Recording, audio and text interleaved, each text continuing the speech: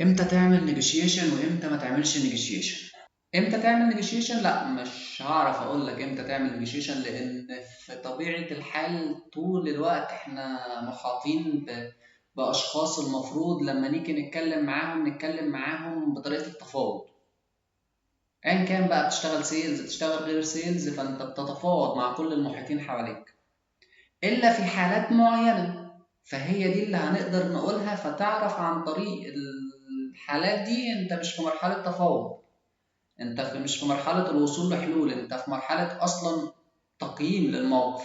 فخلينا لو هنتكلم على النقطة دي، امتى ما تعملش نيجوشيشن. لو انت مش بتتفاوض از سيلز، يعني لو انت مش بتتفاوض مع الديسيشن ميكر، لو انت وانت بتتكلم عرفت ان الشخص اللي معاك ده في المكالمة او الشخص اللي معاك في الميتنج مش هو متخذ القرار، ما تتفاوضش معاه، لان مفيش معنى للتفاوض معاه، هو مش هيفيدك في مرحلة التفاوض.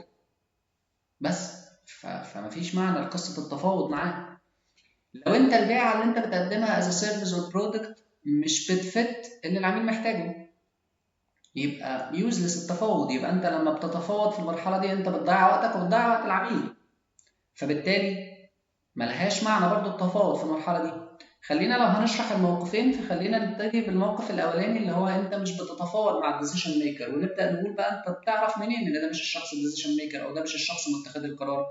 لما تلاقيه كده بيقول لك في وسط الكلام أنا هرجع لمديري باللي أنت قلته، وبالتالي هرجع لك بالقرار.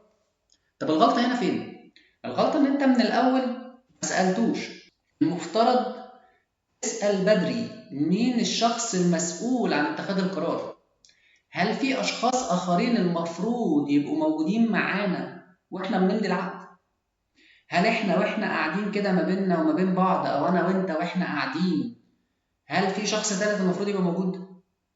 أسئلة المفروض تكون بتسألها بدري عشان ما تتورطش في تضييع وقت، ما تتورطش إن أنت تبقى قاعد بتتكلم وبتتفاوض مع الشخص الغير معني باتخاذ القرار. انت بتهدر طاقتك مع الشخص الغلط. في الاخر هو لا بوتنشال ولا باور، ولا عنده الباور بتاعت الابروفل او الاثوريتي. فلازم تعرف من بدري انت قاعد بتتكلم مع مين. انت قاعد بتتكلم مع الشخص الصح متخذ القرار، يلا ابتدي تفاوض. مش الشخص الصح مش متخذ القرار، اطلب الشخص الصح، اطلب الشخص اللي بيتخذ القرار يقعد معاك عشان تتفاوض. غير كده انت بتضيع وقت. النقطة التانية أو السيناريو التاني اللي افترضناه إن أنت البيعة بتاعتك مش بتناسب العميل.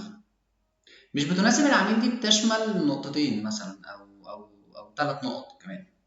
النقطة الأولانية هي أقل من توقعات العميل، وما عندكش إمكانية إن أنت تزود من الفيتشرز اللي موجودة فيها عشان تفيد توقعات العميل، وما عندكش إمكانية إن أنت تجيب برودكت تاني أو تقدم له سيرفيس تانية تفيد النيد بتاعته. فبالتالي لا، مش هشتري. فانت بتتفاوض في ايه؟ انت كده عايز تقلل له الاكسبكتيشنز بتاعته، مش هتقل. ما ينفعش العميل يقلل الاكسبكتيشنز بتاعته.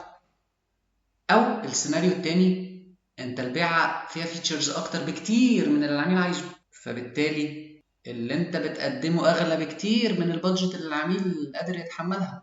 طب وبعدين، هل انت ينفع تقلل من الفيتشرز؟ لا، هي بوكس كده على بعضها او سولوشن كامل كده على بعضه، ما ينفعش اقلل منه. طب ده فات للعميل؟ لا، مش فات للعميل، فيبقى مفيش مجال للتفاوض لو انت كمان ما عندكش امكانية تغيير الفيتشرز. طب ايه السيناريو الثالث؟ السيناريو الثالث ان انت بتقدم برودكت او سيرفيس العميل مش محتاجها اصلا. ده سيناريو ثالث خالص بقى. يعني انت بتبرموت على العميل حاجة هو مش عايزها. طب انت بتتفاوض معاه عشان يوافق على ايه؟ هو اصلا في مرحلة ان هو بيريجكت اللي انت بتقدمه، بيرفض رفضا تاما اللي انت بتقدمه، لان اللي انت بتقدمه مش محتاجه هو. فبتتفاوض معاه ليه؟ فبالتالي في المرحلة دي ما تتفاوضش، لان التفاوض بتاعك في المرحلة دي هو بند من بنود تضييع الوقت، اهدار الطاقة. طيب، نقدر نعرف منين بقى؟ نبدأ نعرف عن طريق الاكتيف listening. active listening دي يعني اسمع العميل بانصات. كويس جدا وبتركيز كويس جدا. لما هسمع العميل هبدأ أعمل evaluating وأقيم الموقف الحالي وأقيم النيد اللي عنده وأفهم البيج بيكتشر بتاعته، وبناء عليه وعلى الايفالويشن اللي حصل ده هبدأ أحدد إذا كنت أقدر فعلا أقدم له اللي هو محتاجه ولا لأ. وخليك دايما ترانسبيرنت، خليك دايما اونست مع العميل. ما تقدرش قول ما أقدرش، تقدر قول له هقدر. اللي عندك أكتر بكتير من اللي العميل محتاجه قول ده بدري، اللي عندك أقل بكتير من اللي العميل محتاجه قول ده بدري، وسيب للعميل حرية الاختيار. ممكن العميل يشتري منك الأكتر، ممكن العميل يشتري منك الأقل، بس يكون اختياره. أنت بتقول وما عليك غير إن أنت تقول، إنما تتفاوض مع إن أنت تقنعه ما تحاولش. قول وسيب له هو حرية الاختيار. وبالطريقة دي انت اديت له مساحة من الحرية تخليه لو هو عايز يشتري منك، لو مش عايز يبقى انت ما قدرتش وقتك في النيجوشيشن وما قدرتش وقت العميل في التفاوض ده.